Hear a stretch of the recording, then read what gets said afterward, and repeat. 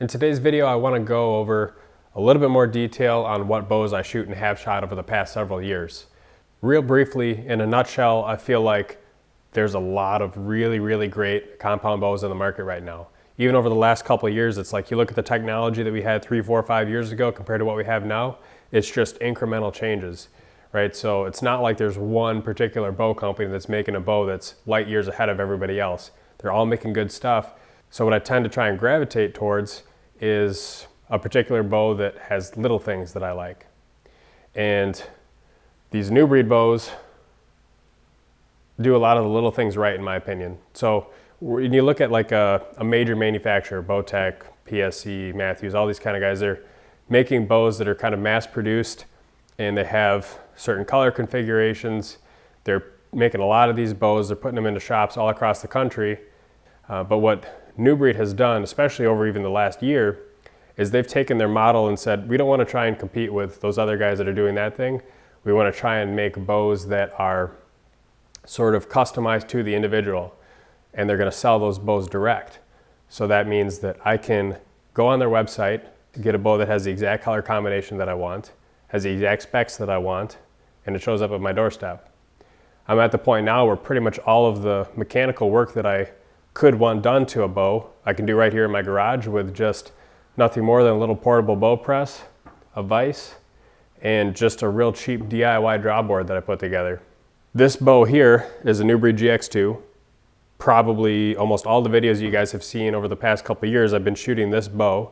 It's a little bit shorter bow, right around 32 inches axle to axle, longer brace height, so it's not a speed demon by any means, but it is a very smooth shooter. And there was a point in my life where I was trying to really chase speed, not necessarily for the speed aspect of it, but the energy aspect of it. You get a bow that's shooting 350 IBO, you put a heavy arrow into it, and you got a lot of momentum that thing's kicking out, even if you're not shooting that real light arrow. So it finally got to the point where I was like, you know what, I can do that, or I can take a bow that has a little bit milder cam setup, and that's gonna be a lot easier to draw in the tree and help me shoot a little bit more accurately. So that's kind of what I've gravitated towards over the years. There's no right or wrong answer, it's just kind of personal opinion. This bow right here I got last summer. This is the New Breed Blade, again, one of their older models. And this one is a little bit longer axle to axle version. This one's closer to 35 inches. Good option for kind of a crossover 3D and hunting bow, or a bow you might want to take out west. Both the bows I shoot really well with.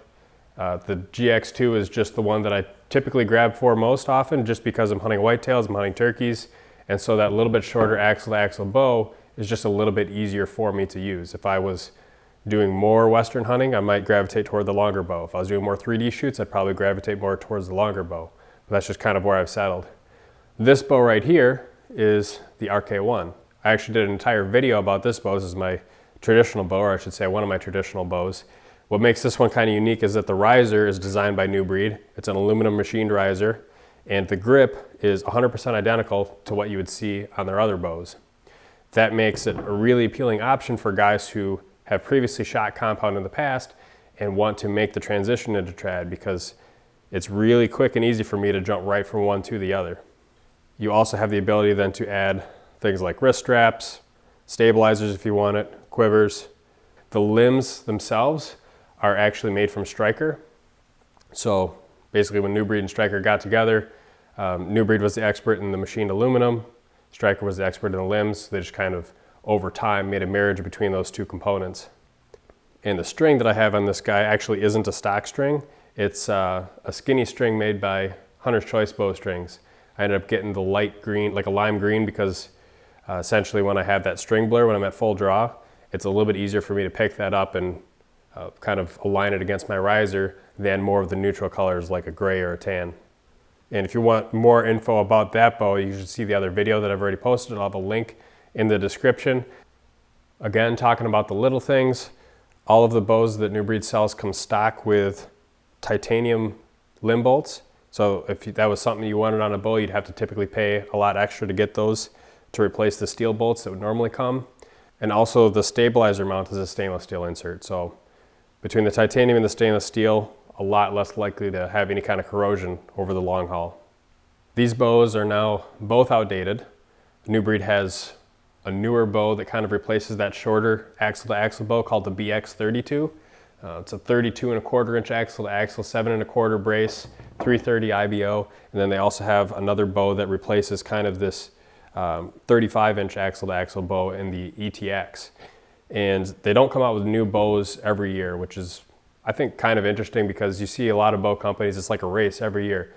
They might not have any kind of big innovations, but they want to be able to say they have something new and kind of throw some additional marketing words behind it to try and make it seem like they got the next latest and greatest thing. But what New Breed has said is, you know, like, we don't want to do that. If we want to make a new bow, we want there to be a reason why we came out with that new bow. So like the BX32, they even had that last year. And they're still continuing to sell it this year. They decided not to make a new bow just for 2019. But what they did do is kind of really shift toward that direct-to-consumer side of things. So what that means is when you go on their website, you can choose whatever kind of bow you want, whether it's the BX32, whether it's the ETX, or whether it's one of their target bows. And you can choose, obviously, your draw length. You can choose your bow poundage range. And then you can go ahead and customize what you want on your bow in terms of colors. So like this bow has Predator 3D deception on both the riser and the limbs. This bow has what's called an olive flag pattern. So if you look close, you can see the stars and the stripes and kind of that olive and black. And then the limbs are a carbon fiber finish. And then you can also choose your string colors. You can choose what color you want the lettering on the limbs to be. Now, I don't want this video to sound too much like a sales pitch, but I really just wanted to kind of explain the reason why I really like this particular brand of bows.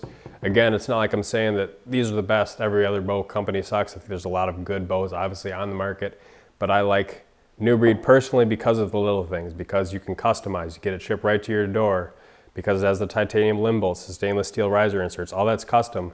You can get whatever kind of riser dip and limb dip you want, and all that stuff comes for $8.99, so it's pretty reasonably priced as well. The other reason that I really like New Breed is the president, Kyle Null, super great guy, another left-handed engineer just like me. We can sit and talk on the phone for hours.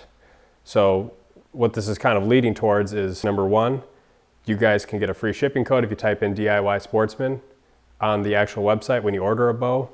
And then the other thing is that I'm going to get a new BX32, get it shipped to my door, and make a series of videos where I basically take it from the doorstep all the way to the point where I'm grouping bare shafts and broadheads out at like 60 yards, and just kind of go step by step, show you how to make the draw board, show you what kind of things I would check, how to install the peep, install the rest, do that whole tuning process.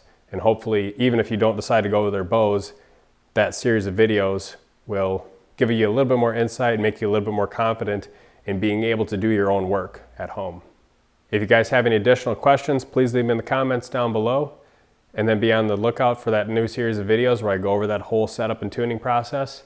And thanks for watching.